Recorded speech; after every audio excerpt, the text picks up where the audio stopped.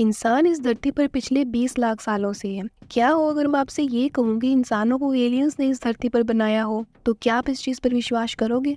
तो दोस्तों, इसका कोई साइंटिफिक प्रूफ तो नहीं है, लेकिन आज की मूवी में आप ये चीज़ देखने ज़रूर वाले हैं कि कैसे एक अनजाने प्लेनेट से आए एलियन ने इंसान को बनाया। और आज इंसान इतना ज़्यादा एडवांस हो चुका है कि उन्होंने ये भी पता लगा लिया कि जिसने हमें बनाया था वो किस गैलेक्सी से बिलोंग करते हैं। तो चलिए बिना मूवी का ट्विस्ट खराब किए इस कहानी को स्टार्ट करते हैं। मूवी की शुरुआत एक ह्यूमनॉइड एलियन को दिखाते हुए की जाती है, जो कि अभी अभी एक एलियन स्पेसशिप से उतरा ही था।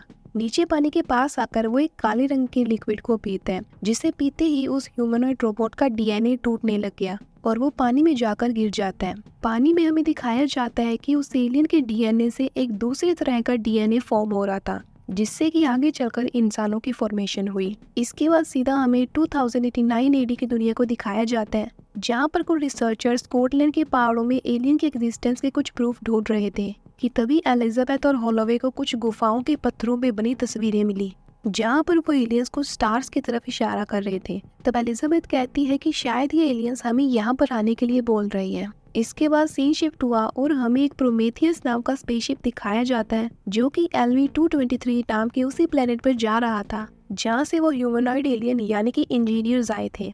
इस टाइम पर यह स्पेसशिप धरती से 3.27 इंटू 10⁻14 किलोमीटर दूर आ गया। लेकिन आज के टाइम पर यह दूरी तय करना नामुमकिन है, क्योंकि अभी तक इंसानों के पास ऐसी कोई भी टेक्नोलॉजी नहीं है जिससे कि वो लाइट की स्पीड से ट्रैवल कर सकें। और ये टाइम है 2093 AD, यानी कि अब सभी इंसान उस प्लेनेट के काफी ज्यादा करीब हैं। शिप को अब तक एक सिंथेटिक रोबोट चला रहा था जिसका नाम डेविड है। अब क्योंकि ये शिप धरती से 28 महीने पहले लॉन्च हुआ था, इस वजह से यहाँ के सभी क्रू मेंबर्स क्रायोपॉड में सोए हुए थे और अब बारी थी उन्हें उठाने की। डेविड एक चैम्बर के पास गया, जहाँ पर वो देखता है कि विकर्स नाम की एक औरत पहले से ही क्रायोपॉड से निकली हुई थी और वो डेविड को सभी को उठाने के लिए कहती है। इसलिए डेविड जाकर सभी 17 मेंबर्स को क्रायोपॉड से उठा देता है। इसी के साथ हमें ये भी पता चलता है कि यहाँ पर एलिजाबेथ और चार्ली हॉलोवे दोनों थे। अब जबकि सभी जाग गए, विकर्स उन सबको एक मीटिंग के लिए ले गई, जहाँ पर पीट हॉलोवे का होलोग्राम चालू हो गया, जो कि वही था जिसने इस प्रोजेक्ट का सारा खर्चा उठाया था। वो उन्हें बताता है कि मैं हमेशा से ये जानने के लिए उत्सुक रहता था कि आखिर इंसान कहाँ से आए हैं और मरने के बाद इंसान कहाँ पर जाएगा, और आज इस चीज को जानने की उम्मीद जाग गई। वो एलिजाबेथ और चार्ली दोनों को आगे बुलाता है। चार्ली उन्हें वो सब एविडेंस दिखाता है जो कि उन्हें आज से 4 साल पहले उन गुफाओं से मिले थे।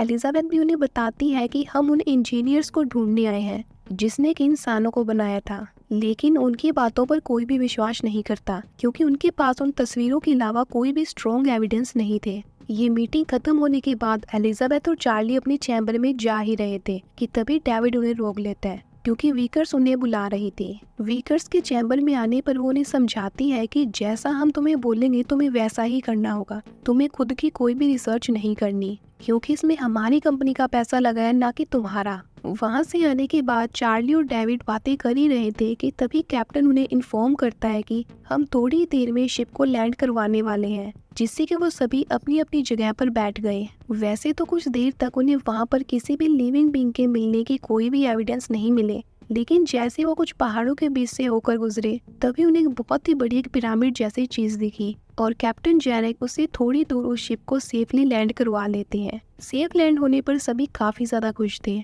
चार्ली सबको अपने अपने स्पेस सूट पहनने के लिए कहता है ताकि वो उस पिरामिड जैसी चीज में जा सके। इस बात पर कैप्टन उसे कहता है कि अंधेरा होने में सिर्फ 6 घंटे बचे हैं, क्यों न कल सुबह वहाँ पर जाया जाए। लेकिन चार्ली नहीं मानता और सभी अपने अपने स्पेस सूट पहनने लग गए। वो सूट पहन ही रहे थे कि तभी एलिजाबेथ ने देखा कि जैक्सन नाम का एक आदमी अपने साथ गन भी लेकर जा रहा था, लेकिन वो उसे ऐसा करने से मना करती है। इसके बाद सभी क्रू मेंबर उस पिरामिड जैसी चीज की ओर निकल गए। पास जाने पर वो देखते हैं कि ये तो काफी ज्यादा बड़ा था और ये सब प्रोमेथियस यानी कि उस शिप में बैठा मौजूद कैप्टन भी देख रहा होता है। अंदर आने पर उन्होंने देखा कि ये तो एक गुफा की तरह थी, जिसके अलग अलग रास्ते निकल रहे थे।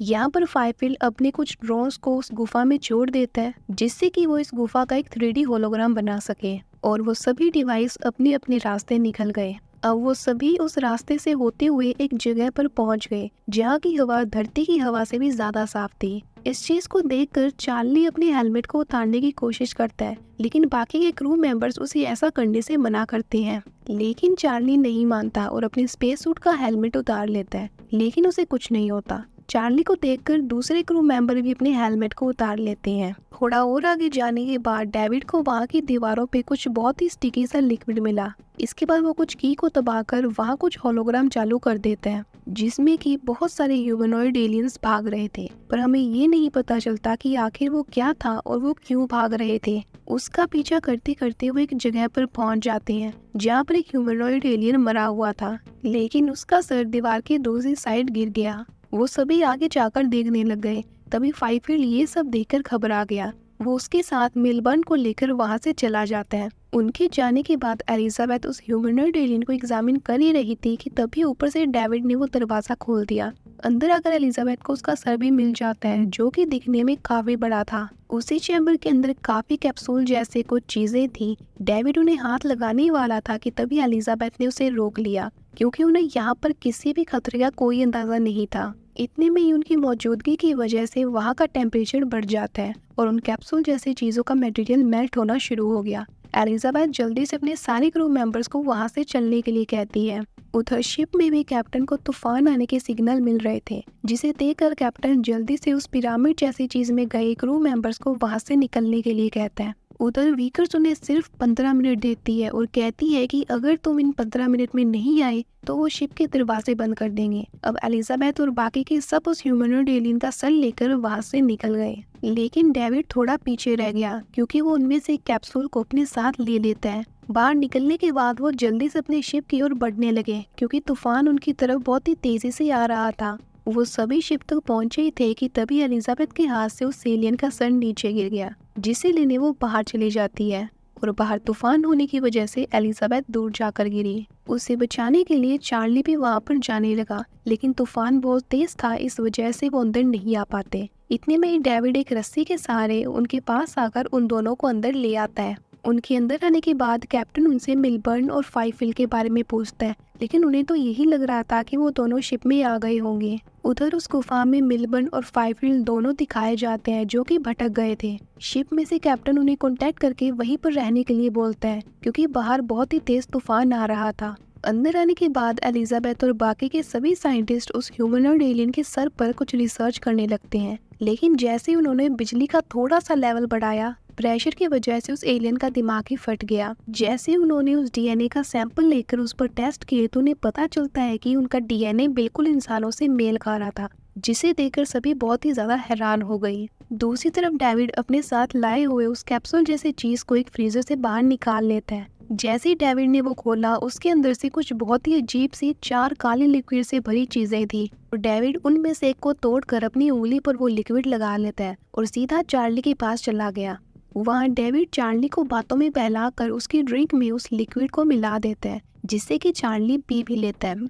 उधर उस गुफा के अंदर मिलबर्न और फाइफील्ड एक जगह पर आ गए जहाँ पर काफी सारी उन ह्यूमनॉइड एलियंस की डेड बॉडीज पड़ी थी। उन्हें देख ही रहे थे कि तभी शिप से कैप्टन उन्हें इन्फॉर्म करता है कि वेस्ट की साइड हमारे ड्रोन जाकर रुक गए हैं और लगता है कि वहाँ पर कोई लिविंग चीजें हैं, लेकिन वो दोनों वेस्ट की तरफ ना जाते हुए ईस्ट की तरफ चले गए। दूसरी तरफ एलिजाबेथ अपने चैम्बर में बैठकर खाना खा रही थी कि तभी चार्ली आ गया। एलिजाबेथ उसे कहती है कि हमारे और उन एलियंस का डीएनए बिल्कुल एक जैसा है, पर वो उस वक्त थोड़ा दुखी हो गई क्योंकि वो कभी मां नहीं बन सकती। इसके बाद वो दोनों एक दूसरे के साथ काफी अच्छा टाइम स्पेंड करते हैं। दूसरी तरफ उस गुफा के अंदर मिलबर्न और फाइफील्ड दोनों उसी जगह पर आ गए जहाँ पर वो बहुत सारे कैप्सूल जैसी चीजें रखी हुई थी और उनमें से बहुत सारा ब्लैक कलर का लिक्विड बाहर आ रहा था। तभी वो दोनों उस लिक्विड में कुछ हलचल दिखते हैं, जिसे देखकर दोनों डर गए। जैसे ही मिलबर्न पास गया, उसने देखा कि वहाँ पर एक बहुत ही अजीब सा क्रिएचर था।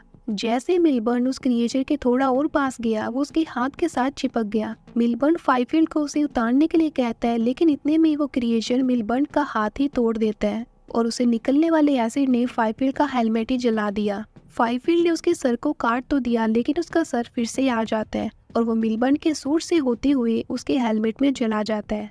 हेलमेट से होता हुआ वो क्रिएचर सीधा उसके पेट में चला गया अगली सुबह शिप के अंदर चार्ली नींद से उठकर देखता है कि उसकी आंख में एक बहुत ही छोटा सा वर्म चल रहा था। इतनी देर में कैप्टन का मैसेज आया जो कि उन्हें मिलबर्न और फाइव को ढूंढने के लिए उस एक पिरामिड जैसी चीज में भेज रहे थे, क्योंकि कल रात ही उनका कॉन्टेक्ट शिप से टूट गया। अब सभी क्रू मेंबर अपने अपने स्पेस सूट पहनकर गुफा की ओर निकल गए। अंदर आकर सभी उन्हें आवाज लगाते हैं लेकिन उनमें से कोई नहीं बोलता। दूसरी तरफ डेविड उनसे अलग कहीं पर जा रहा था। थोड़ा आगे जाने पर वो देखता है कि वहाँ पर एक ड्रोन रुका हुआ था, क्योंकि उसके आगे एक दरवाजा था जो कि बंद था। वो उसे खोलकर अंदर चला गया, जहाँ उसने देखा कि लाखों की तादाद में वो ब्लैक लिक्विड वहाँ पर कैप्सूल में रखे हुए थे।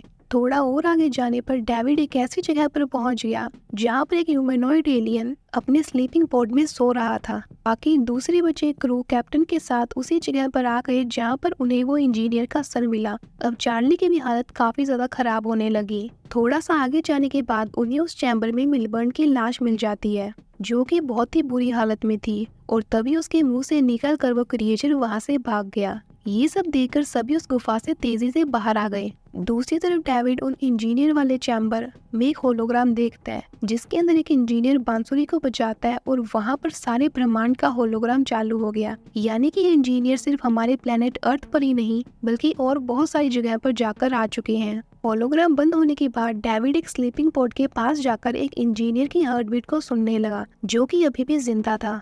उधर चार्ली की भी हालत काफी ज्यादा खराब हो रही थी। चार्ली धीरे धीरे अपने ऊपर से कंट्रोल खोता जा रहा था। यहाँ शिप के पास वीकर अपना स्पेस सूट पहनकर आगे खड़ी थी। वो चार्ली को अंदर नहीं आने देती क्योंकि वो इन्फेक्टेड हो चुका था। एलिजाबेथ उसे बहुत कहते हैं लेकिन वीकर्स ने चार्ली को आग लगा दी, जिससे कि एलिजाबेथ अपनी आंखों से देख रही थी। वो उसे बहुत रोकने की कोशिश करती है लेकिन वीकर्स नहीं रुकती। वो चार्ली को वहीं पर जलाकर मार देती है। इस इंसिडेंट के बाद एलिजाबेथ की आंखें सीधा मेडिकल चैम्बर में खुली। उसके सामने डेविड खड़ा था। वो एलिजाबेथ को बताता है कि तुम प्रेग्नेंट हो, लेकिन एलिजाबेथ नहीं मानती क्योंकि वो कभी प्रेग्नेंट हो ही नहीं सकती। वो डेविड से उस चीज को अपने पेट से बाहर निकालने के लिए कहती है, क्योंकि उसका पेट बहुत जोर से दर्द कर रहा था, लेकिन डेविड ने उसे इंजेक्शन देकर फिर से बेहोश कर दिया। थोड़ी देर बाद एलिजाबेथ के पास 2 डॉक्टर आए। वो उन्हें चकमा देकर वहाँ से भाग गई। उस चैम्बर से भागने के बाद एलिजाबेथ एक दूसरे चैम्बर में आ जाती है जहाँ पर एक मशीन पड़ी हुई थी।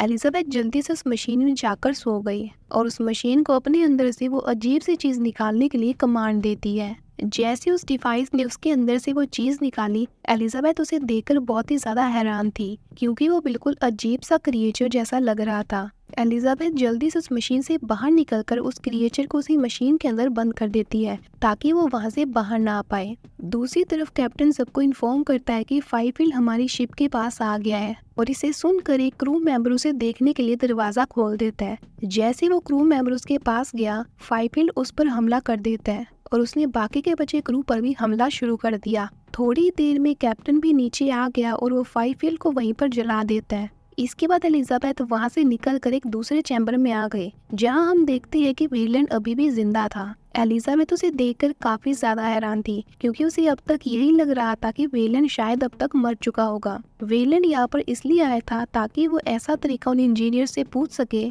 जो शायद उसे अमर बना दे। एलिजाबेथ उसे वापस चलने के लिए बहुत समझाती है, लेकिन वो चलने के लिए बिल्कुल तैयार नहीं था और वो सभी वेलैंड के साथ उस गुफा में जाने के लिए तैयार हो रहे थे। एलिजाबेथ अपने रूम में होती है, तभी वहाँ पर कैप्टन आ गया। वो एलिजाबेथ को बताता है कि ये उन इंजीनियर्स का घर नहीं है, बल्कि इस प्लेनेट का इस्तेमाल वो खतरनाक जीव बनाने के लिए कर रहे हैं। कैप्टन उनके साथ उस गुफा में जाने के लिए बिल्कुल तैयार नहीं था, पर एलिजाबेथ उसे बताती है कि वो इंजीनियर्स अभी भी जिंदा है और हमें उनसे पूछना होगा कि आखिर उन्होंने हमें इस प्लेनेट पर क्यों बुलाया होगा। दूसरी तरफ वीकर भी वेलैंड के पास आई, जहाँ पर हमें ये पता चला कि वो वेलैंड की बेटी है, लेकिन उनकी आपस में बिल्कुल नहीं बनती। वो अपने पिता को समझाती है कि हमें ये मिशन को यहीं पर रोक देना चाहिए, लेकिन वेलैंड अब भी नहीं मानता और वीकर्स वहाँ से चली गई। अब सभी अपनी वैन्स में बैठकर उस गुफा के अंदर आ गए। शिप के अंदर कैप्टन और वीकर्स को पता चलता है कि ये कोई गुफा नहीं बल्कि उन इंजीनियर्स का स्पेसशिप था। वो सभी उस स्पेसशिप के उस चैम्बर में आ गए जहाँ पर वो इंजीनियर स्लीपिंग पॉड में सोया हुआ था। उस वक्त डेविड उन्हें बताता है कि इंजीनियर्स हमारे प्लेनेट अर्थ पर आ रहे थे, लेकिन कुछ गड़बड़ हो गई और वो सब यहीं पर रह गए। बात पर एलिजाबेथ पूछती है कि आखिर ये इंजीनियर्स धरती पर क्यों जा रहे थे। तब डेविड ने बताया कि नई रचना को शुरू करने से पहले पुरानी रचना को खत्म करना पड़ता है। उसके बाद डेविड ने उस इंजीनियर को स्लीपिंग पोड से जगा दिया। वो उससे उसकी भाषा में बात करने की कोशिश करता है, लेकिन तभी उस इंजीनियर को गुस्सा आ गया और उसने डेविड का सर ही उसके शरीर से अलग कर डाला और वो बाकी के क्रू को भी मारना शुरू कर देता है। लेकिन एलिजाबेथ मौका देखकर वहाँ से भाग आई। ये सब कुछ शिप में मौजूद कैप्टन और वीकर्स भी देख रहे थे।